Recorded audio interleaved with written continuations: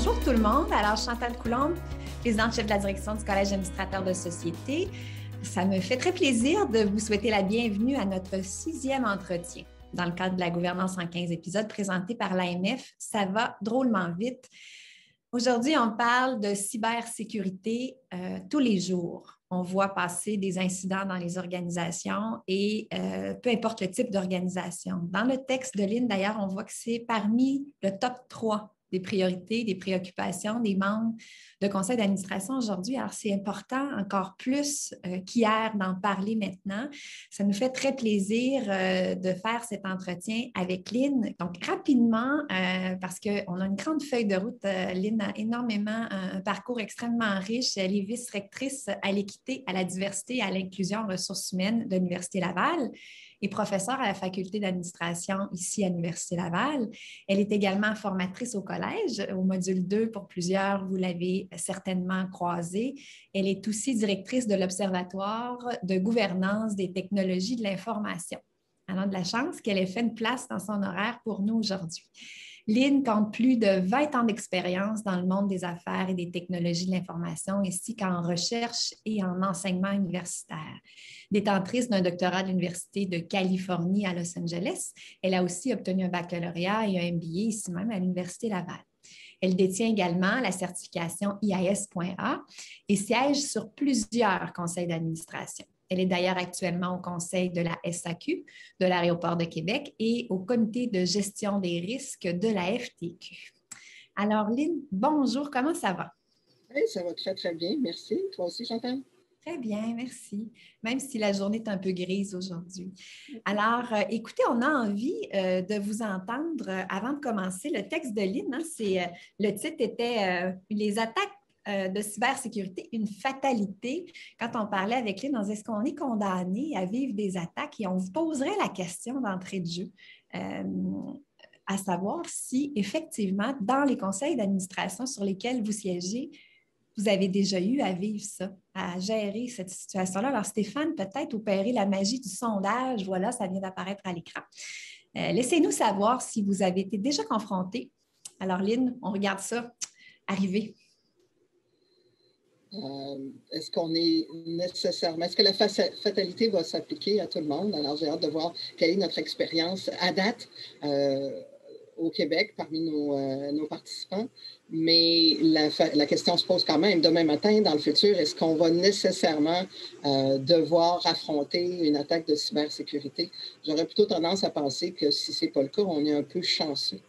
Effectivement, c'est tellement facile aujourd'hui de perpétrer une attaque de cybersécurité que la plupart d'entre nous vont devoir y être confrontés dans le futur. 50-50, mon Dieu. Alors, il y a beaucoup de monde qui ont été très chanceux à date ou qui s'en sont tout simplement pas rendus compte. À chaque jour, il y a des milliers d'attaques perpétrées automatiquement sur les pare-feux, les équipements de sécurité des entreprises, et on est donc soumis à des attaques. Si elles ne nous affectent pas, ces attaques-là, c'est probablement parce que les personnes à l'autre bout ne sont pas assez sophistiquées.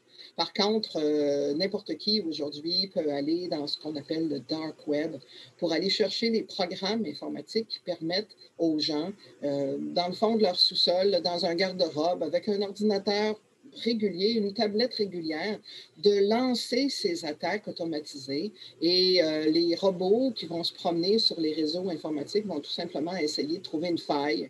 Les failles sont souvent connues et dénoncées sur Internet, ne sont pas toujours prises en compte par les fabricants de technologies informatiques pour régler les enjeux de cybersécurité, mais les petits robots informatiques, les petits programmes vont se promener, ils vont frapper tous les serveurs qu'ils vont trouver en cours de route, peu importe qui sont ces serveurs-là. La plupart des attaques de cybersécurité ne sont vraiment pas ciblées sur des entreprises. Donc, au hasard des liens Internet, notre serveur va être trouvé et bingo, on va essayer de rentrer dans nos environnements informatiques.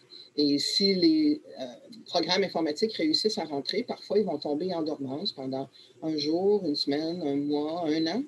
Et bingo, il y a quelque chose qui va se passer pour les activer. Ça peut être quelqu'un qui va trouver le fichier puis qui va l'ouvrir. Ça peut être un petit logiciel qui va s'attacher à tous les courriels qui vont rentrer jusqu'à temps que quelqu'un clique sur la pièce attachée.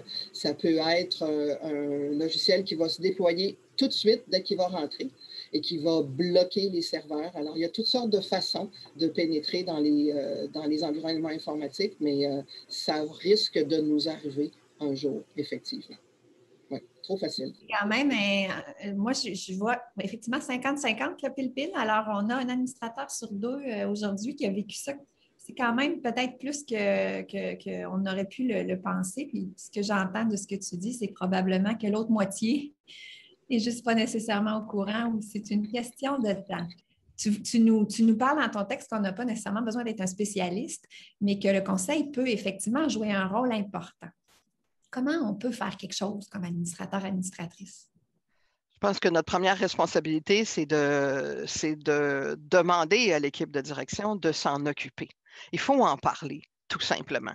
Et il faut, si on n'a pas la connaissance nous-mêmes, si on n'est pas à l'aise d'avoir la conversation, on peut se faire accompagner par des gens de l'externe. Le conseil d'administration a toujours le privilège de se faire accompagner par toutes sortes d'experts. Mais l'idée de base, c'est de poser la question. Est-ce qu'on en a des attaques de cybersécurité chez nous? Est-ce qu'on a déjà vécu ça? Si la réponse qu'on nous fait, c'est non, on n'en a jamais eu, c'est probablement parce qu'on gère mal notre sécurité. Comme je le mentionnais tantôt, à chaque jour, il y a des milliers d'attaques qui se font sur les serveurs informatiques et les logiciels de cybersécurité ou de sécurité informatique doivent embarquer. Mais une organisation qui dit non, non, moi, je n'ai pas ça, c'est tout simplement parce qu'elle ne surveille pas ces risques de cybersécurité, qu'elle ne s'en occupe pas. Et si elle ne s'en occupe pas, il y a des grosses chances que demain matin, si on est vraiment ciblé, s'il y a une attaque à succès, on ne sera pas capable d'y faire face. Donc, la première question, c'est qu'est-ce qu'on fait par rapport à la cybersécurité? Est-ce que c'est quelque chose qui pourrait nous arriver? C'est arrivé ailleurs? Pourquoi ça ne pourrait pas nous arriver chez nous? Est-ce que ça arrive dans l'industrie, dans notre industrie? Est-ce qu'on a quelqu'un qui s'en occupe? Est-ce qu'on a déjà fait déjà demandé à une firme externe de venir nous attaquer pour voir si elle est capable de rentrer facilement ou difficilement? Donc, il s'agit de poser des questions puis de voir dans quelle mesure la direction a des réponses qui durent plus que 2 secondes. Un oui puis un non, c'est comme juste le début de la conversation. Des bonnes réponses que j'aime, moi, entendre, c'est « Ah, ben mon Dieu, on n'a jamais pensé à ça. C'est une bonne question. On va regarder ça. » Parfait. On est en cheminement vers une maîtrise accrue de notre environnement technologique dans l'organisation et ça, c'est une bonne nouvelle. On va souvent se retourner vers le directeur des technologies ou le vice-président des technologies dans nos organisations pour avoir toutes les réponses. C'est intéressant quand cette personne-là a des réponses, oui, mais quand le président ou la présidente de l'organisation n'a aucune réponse à nous fournir, moi, ça m'inquiète.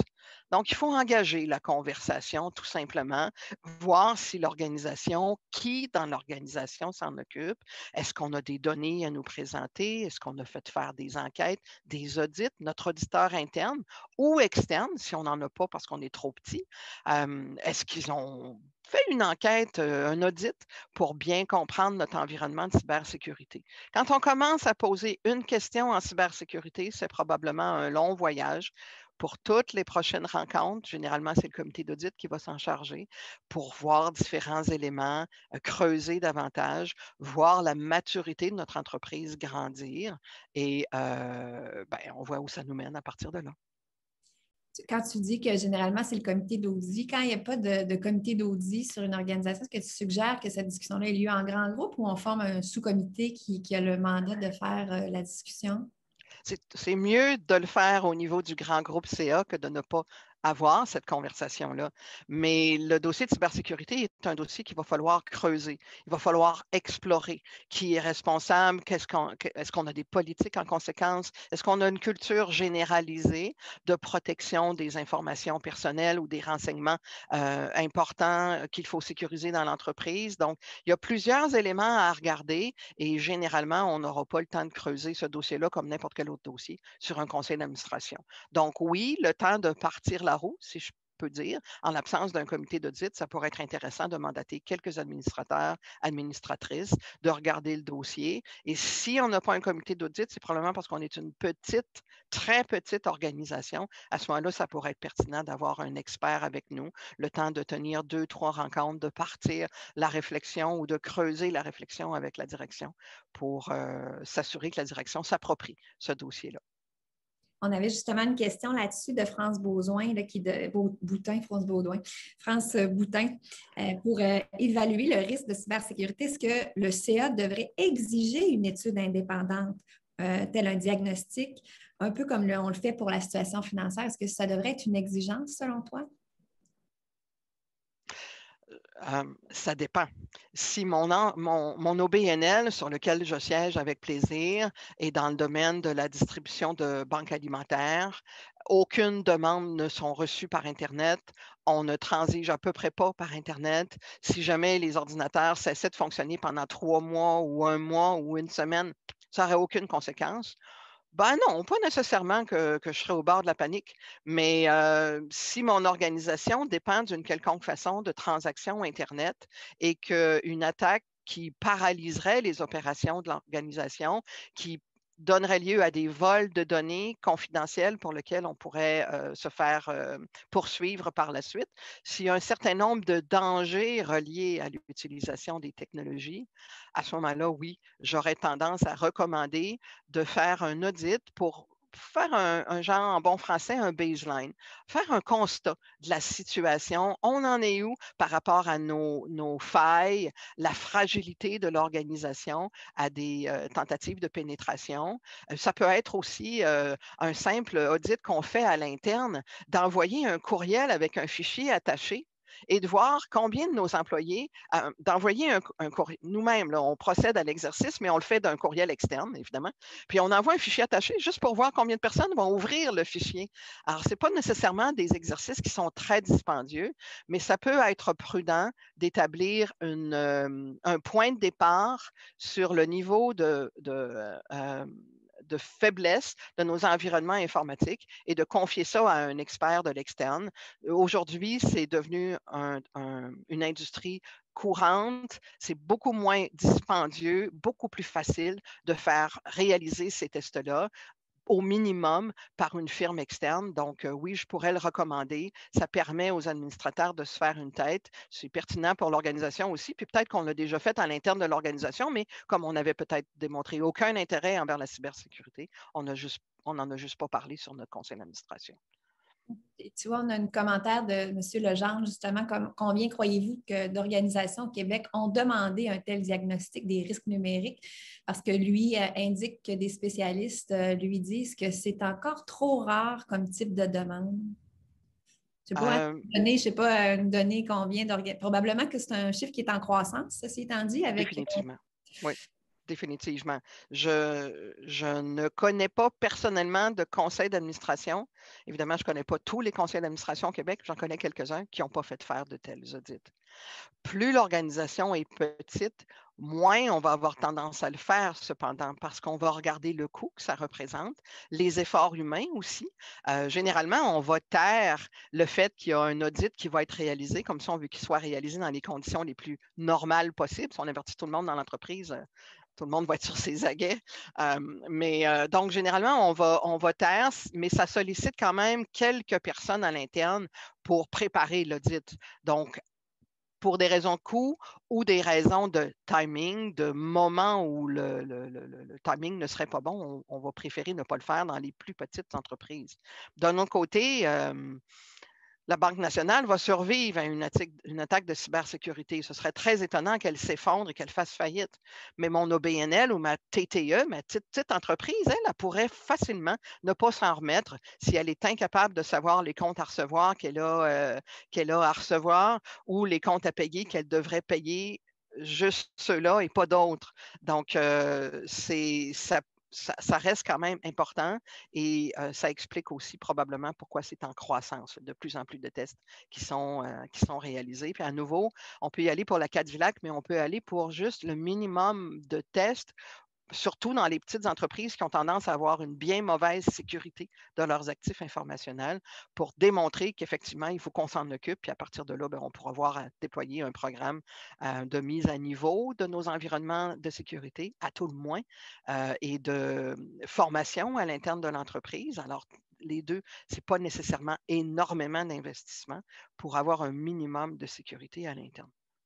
Oui, bien, tu vois, on a une question justement parce que c'est la notion de gestion de risque aussi qui entre en ligne de compte. Là, on a une question de M. Ricardo Cantu qui dit que plusieurs de nos hautes instances et collèges décisionnels sont frileux à parler des risques. Ni la transparence, ni la culture de gestion de risque n'est présente. Quelles sont les recommandations dans ce temps-là? Là, on est dans un trait plus macro, probablement pas juste au niveau du risque de cybersécurité, là, mais plus macro, on met notre point sur la table avec un énorme sourire et on force la discussion. C'est ça. C'est une de nos principales responsabilités de s'assurer que l'exercice des activités de l'organisation est sécuritaire et que l'organisation va pouvoir continuer d'exercer ses activités dans le futur. C'est une de nos premières responsabilités. Donc oui, ça peut être inconfortable parce que souvent les gestionnaires vont avoir l'impression qu'on va les prendre en porte-à-faux, qu'on va trouver qu'ils n'ont pas fait leur travail correctement. Et c'est là où la maturité du président ou de la présidente du conseil d'administration devient importante. On accompagne nos entreprises pour faire en sorte qu'elles sont le mieux qu'elles puissent être, pas nécessairement le meilleur de toutes les entreprises de la planète, mais qu'elles sont en mesure de réaliser les objectifs qu'on s'est donnés dans un environnement qui est sécuritaire et pérenne. C'est une responsabilité qui est essentielle. Donc, on va commencer une conversation, on va sentir qu'il y a des risques, on va ramener ça en petit comité, c'est peut-être plus facile. On va se donner des exemples, on va diminuer l'enjeu relié à la discussion sur les risques, puis à partir de là, on verra comment avancer. Mais il faut vraiment, je dirais, une bonne conversation. Si on sent que nos dirigeants sont inconfortables, une bonne conversation entre le PCA et le PDG pour s'assurer qu'on va cheminer ensemble. On a l'ouverture de cheminer ensemble. Mais pour moi, c'est non négociable. Il faut, en 2021, parler de cybersécurité ou de gestion des risques technologiques au sens très large. C'est sûr que quand on est dans une situation comme celle-là, c'est la culture sur laquelle il faut s'attarder, transformer la culture d'ouverture. Donc, c'est un chantier qui nécessite beaucoup de travail, mais c'est clair qu'il faut s'y attarder d'un point de vue global sur une culture plus ouverte dans ce type puis transformer la façon dont on voit le risque parce qu'on peut aussi avoir des opportunités à travers ceci, là. Oui, c'est sûr que quand on dit risque, dit conséquences négatives. Alors ça, c'est clair qu'il faut le maîtriser. Par contre, si on gère bien nos risques, dans l'éventualité où on aurait une vraie attaque de cybersécurité qui nous paralyserait complètement, prenons l'exemple plus récent là, de la Société de transport de Montréal, où ça a duré pendant un certain temps, la société avait prévu que ça pourrait arriver et a donc été en mesure, je pense, de faire une bonne gestion, de maintenir les opérations de base qui étaient les autobus et les métros. Donc, ça, il fallait que ça roule, c'est le cas de le dire, mais que nos systèmes administratifs en arrière soient paralysés pendant une plus longue période. Si ça n'impactait pas nos opérations de base, c'était correct, on pouvait le gérer. Et c'est ce qu'on veut. C'est de faire en sorte que si l'impensable se produisait, on serait capable de faire face à la musique, autant d'un point de vue opérationnel que d'un point de vue réputationnel, qu'éventuellement de survie de l'entreprise. Alors, c'est de la sagesse dont on parle ici, ce n'est pas d'être à la recherche de coupables. Ce qui peut aider parfois, c'est d'amener notre PDG ou le dirigeant ou l'équipe de direction rencontrer une autre entreprise, pardon, qui fait avec son conseil d'administration une bonne gestion de ces cyber-risques. Comment ils font ça? Ils en parlent comment? Ils ont l'air de quoi les rapports qui montent en haut? C'est quoi les programmes qui sont déployés? Ça veut dire quoi changer une culture? Comment ils ont fait ça? C'est quoi une politique de cybersécurité? Ça a l'air de quoi? Donc, de rendre ça approchable, j'ai juste l'expression démocratique, démystifier, voilà, de démystifier ce que ça veut dire, s'embarquer dans un meilleur programme de cybersécurité dans l'organisation. Puis on peut mieux comprendre en lisant les journaux, qu'est-ce que les autres ont fait, comment la STM s'en est sortie. Il y avait le Cégep de Saint-Félicien l'année dernière qui avait donné une belle entrevue radio sur comment il faisait face live là, pendant la crise là, à ce qui leur arrivait. Donc, d'apprendre des autres, c'est une belle façon de rendre ça moins épeurant, la cybersécurité. Oui, puis de le faire, ça instaure aussi un climat de sécurité. Quand on sait que notre organisation fait les choses en amont, on se sent techniquement mieux, plus protégé, moins exposé, ou enfin de savoir que si ça se produit ou quand ça va se produire, oui. On va être capable de mieux réagir. C'est drôlement sécurisant pour l'ensemble des parties prenantes, là. Pas seulement le conseil d'administration, mais tous les joueurs qui gravitent autour de l'organisation. Fait que c'est de transformer cette façon de faire. Si on est mal à l'aise de discuter de cyber-risque, on est probablement mal à l'aise de discuter de toutes sortes de risques. Alors, c'est là où le conseil d'administration doit vraiment faire cheminer l'organisation et la rendre apte à gérer ces risques-là pour nous, puis pour nos employés, pour nos clients, etc. On avait une petite question, juste un petit pas de recul. Sylvie Beauchamp qui demandait est-ce que le genre d'outil recommandé en remplacement est recommandé en ajout ou en remplacement qui était appelé test d'intrusion? Est-ce que c'est la même chose, les tests d'intrusion? Un test d'intrusion, c'est pour moi une sorte d'audit spécialisé, tout simplement. Donc, oui, ça peut être un audit de cybersécurité qui consiste à un test d'intrusion.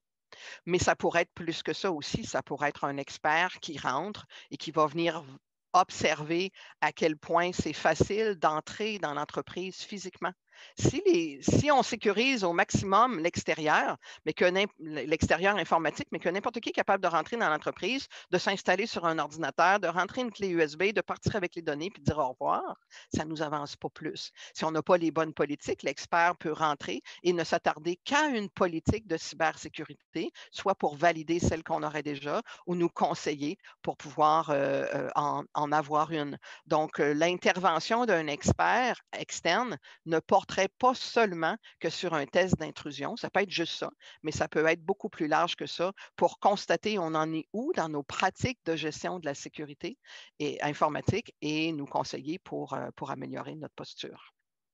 Sans nommer de firmes nécessairement, Lynn m'en a une question au niveau de les types de firmes qui sont reconnues pour ces mandats-là. Je ne sais pas s'il existe un site web où on répertorie des organisations qui peuvent être utiles. Je répondrai à la question indirectement parce que c'est toujours délicat de nommer certaines firmes. Je vous demanderai de parler avec votre assureur d'entreprise. Cette compagnie-là a probablement, elle, des firmes avec lesquelles elle préfère travailler. Parce que c'est évidemment, si on avait une vraie attaque, il va falloir appeler notre assureur très, très rapidement pour l'informer. Et là, notre assureur devrait embarquer sur la patinoire, soit parce qu'on a déjà une assurance de cybersécurité, mais si on n'en a pas, l'assureur va vouloir nous recommander des firmes qu'on va devoir payer, évidemment. À ce moment-là, ce n'est pas couvert par l'assurance, mais des firmes avec lesquelles notre assureur est à l'aise de travailler.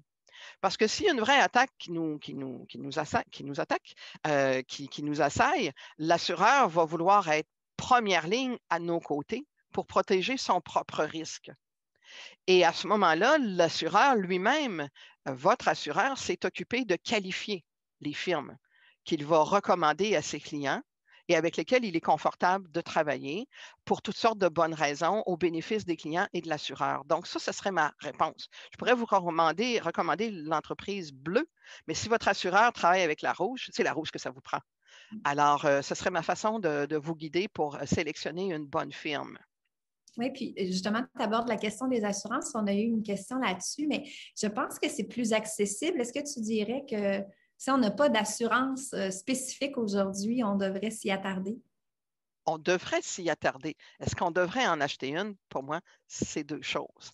C'est un domaine qui gagne en maturité, mais qui est encore beaucoup en évolution. en évolution. Pourquoi? Parce que c'est quand même récent, le phénomène des attaques de cybersécurité et l'ampleur des conséquences des attaques de cybersécurité. Donc, l'industrie de l'assurance est encore en train de développer, de gagner en maturité sur la gestion des polices de cyberassurance, d'une part. D'autre part, il y a plein de petits caractères dans une police d'assurance de cybersécurité qu'il faut lire.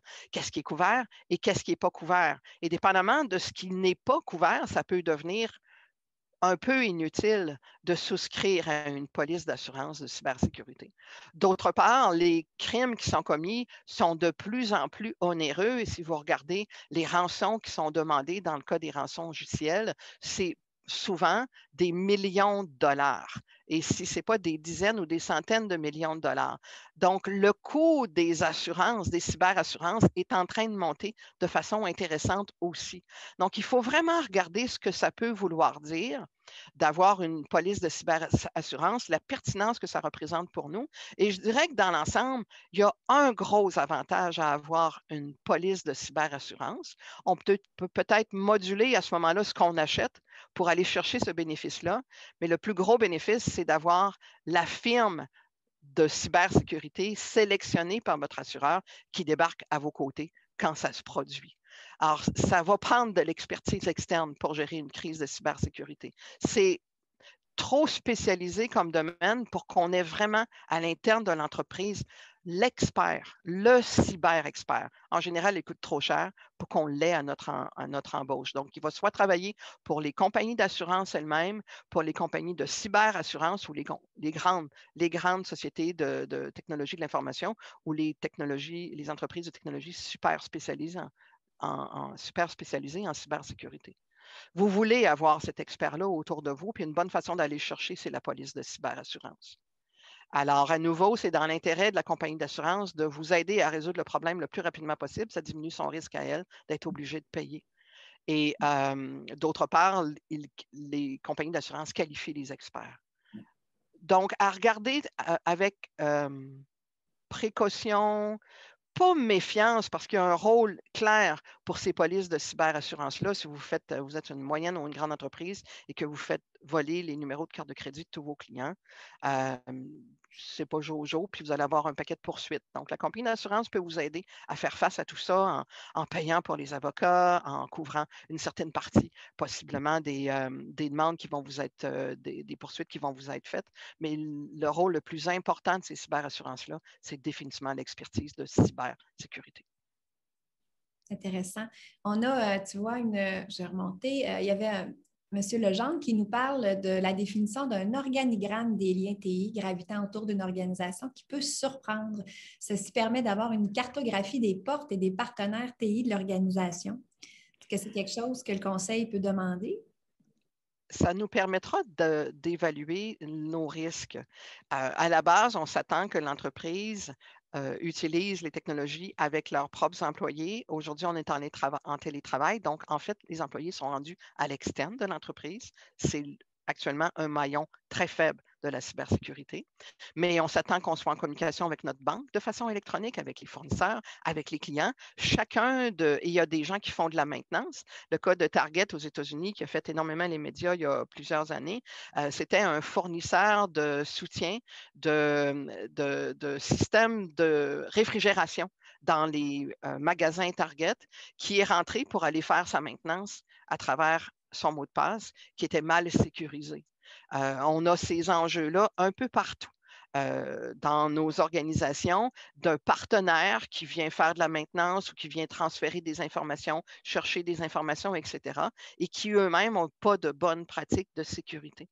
Alors, on est souvent affaibli par notre écosystème de sécurité, en commençant par l'employé de la STM qui était en lien avec son garage à Laval et qui a reçu un courriel avec un fichier attaché qui avait un virus. Le garage de Laval n'est pas un partenaire de la STM, mais c'est devenu le maillon faible de la STM, par exemple. Donc, il faut vraiment établir notre portrait des risques que nous encourons nous-mêmes parce qu'on fait mal nos mises à jour de sécurité informatique, par exemple, ou par nos partenaires à l'externe. Et à partir de là, on est capable de voir c'est quoi les politiques, c'est quoi les pratiques. La chose la plus importante à mettre en place, presque avant les mises à jour de sécurité informatique qui sont très importantes, c'est nos pratiques de gestion, c'est notre formation du personnel. C'est d'avoir, si on a 25 employés dans l'entreprise ou s'il y en a 25 000, c'est 50 paires d'yeux, 25 paires d'yeux qui sont là pour veiller au grain pour nous. Dans l'usage qu'on fait des technologies, dans l'ouverture ou pas des logiciels, des fichiers attachés, dans la surveillance qu'on fait de nos réseaux, du trafic, c'est nos employés qui sont notre meilleure ligne de défense pour la cybersécurité et ils peuvent nous aider à bien gérer notre écosystème en soyant prévoyants, en étant prévoyants. En revenant 2 petites secondes à la question d'assurance dont on a parlé, on parlait de l'assurance en cybersécurité de l'organisation et non pas celle de la responsabilité d'un administrateur. Là. Mais on avait même une question là-dessus, Lynn, qui nous avait été soumise. De quelle manière les cyberrisques engagent la responsabilité individuelle des administrateurs, qui avait été soumise par Jacqueline Lorange? Très bonne question, Mme Lorange. Ça engage la responsabilité des administrateurs comme n'importe quel autre risque. C'est pas pire, c'est pas mieux. Ça engage notre responsabilité et notre façon d'adresser les enjeux de cyber-risque sont les mêmes et la même que pour les autres risques. Est-ce qu'on en a parlé au niveau du conseil d'administration? Est-ce qu'on en a parlé plus que 30 secondes pour se faire dire que tout était correct puis qu'on dormait la nuit?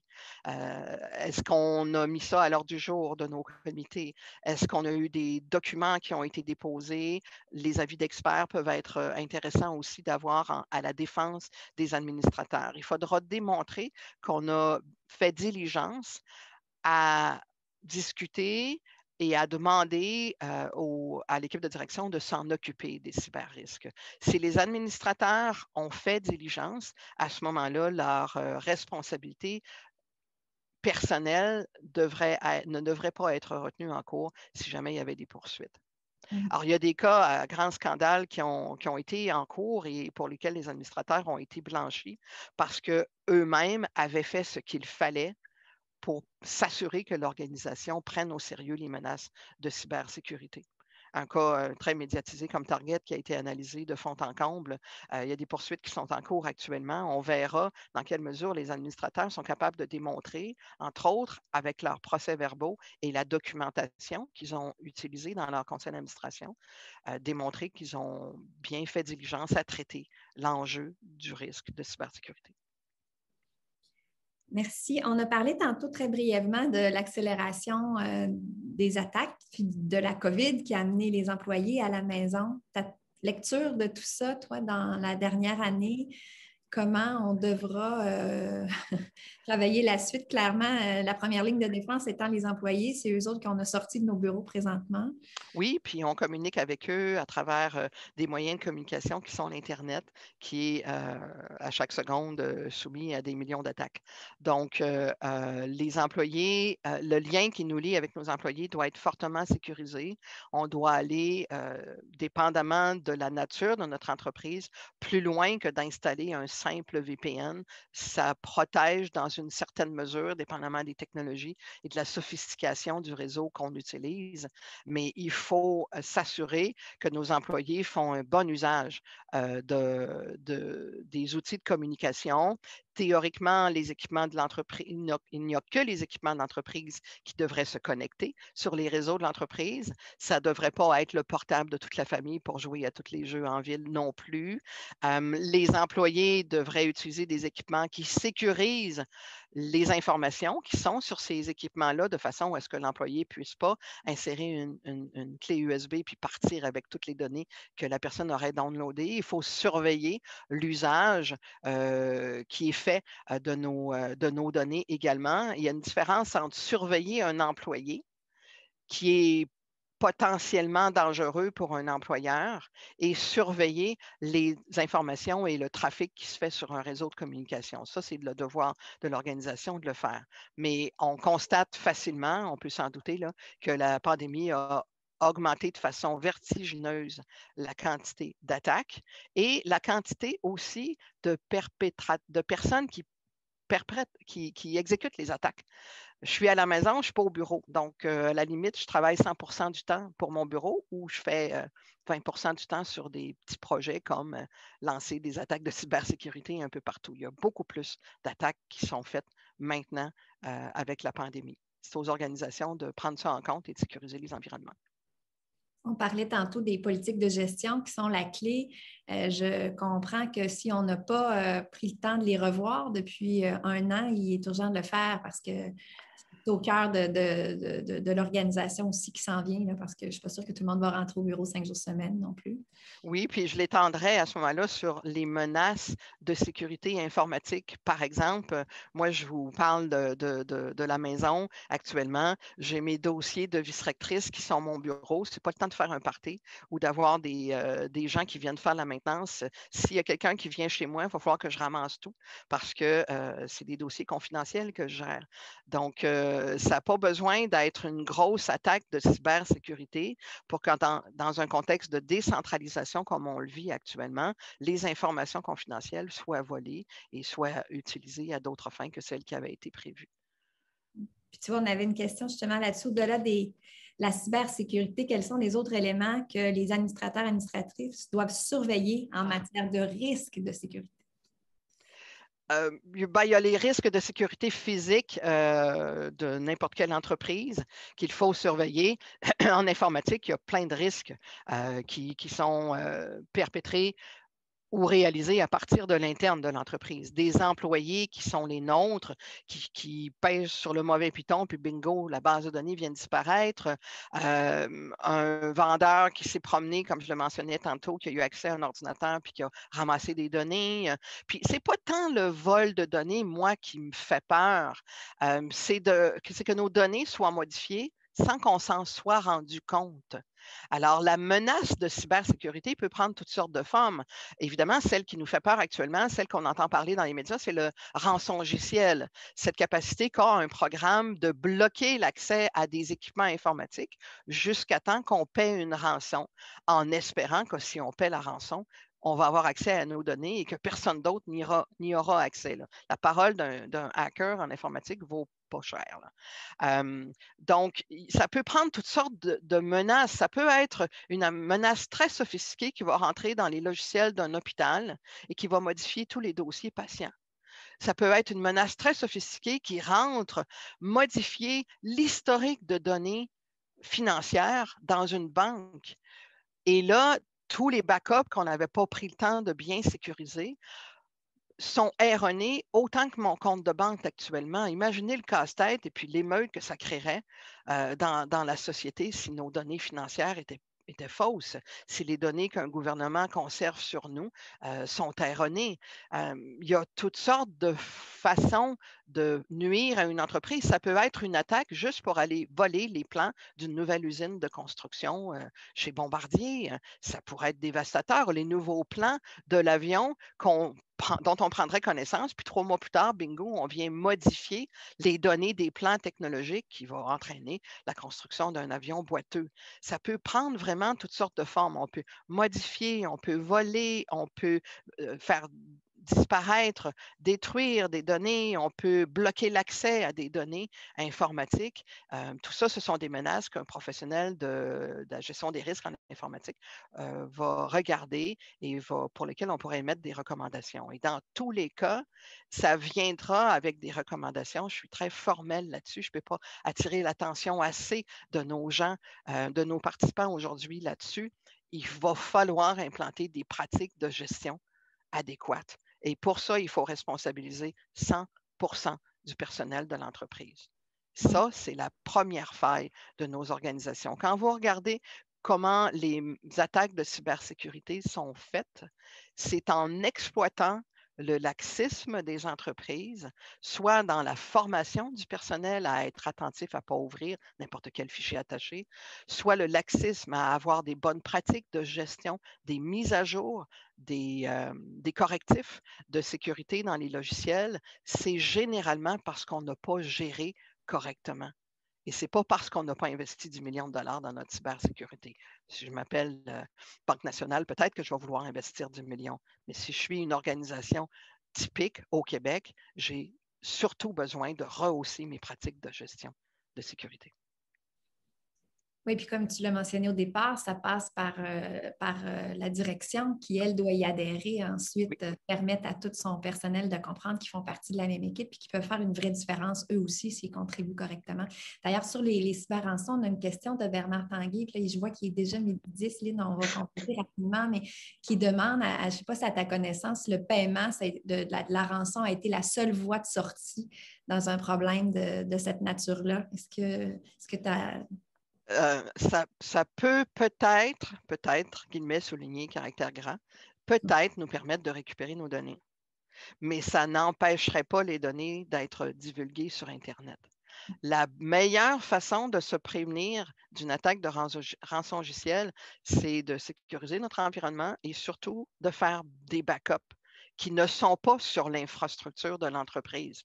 Auparavant, dans le temps, là, il y a 40 ans, là, on faisait 3 séries de backups à des moments différents, puis on allait en placer un backup dans une voûte à l'externe. On a arrêté de faire ça parce que on peut avoir 36 disques durs connectés, puis on se dit, s'il y en a un qui tombe, on prendra l'autre. Tous ces disques durs-là, toutes ces, j'allais dire disquettes, mais on n'a plus de disquettes aujourd'hui, sont connectés sur le même réseau. Donc, à partir du moment où il y a une attaque de rançongiciel, ils vont tous tomber en même temps.